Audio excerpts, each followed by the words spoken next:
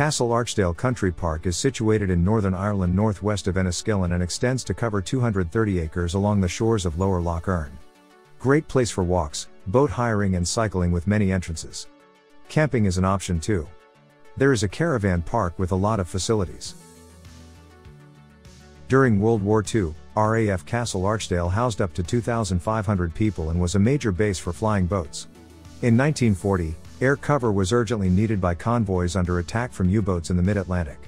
Flying boats known as hunter-killers were deployed to counter the submarine threat on Allied shipping in the Atlantic.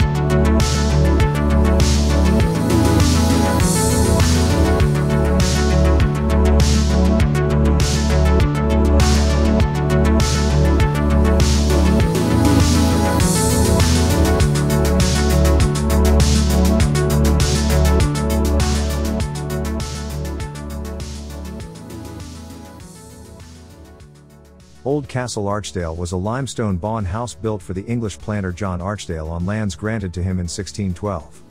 The castle was destroyed by fire and abandoned in 1689.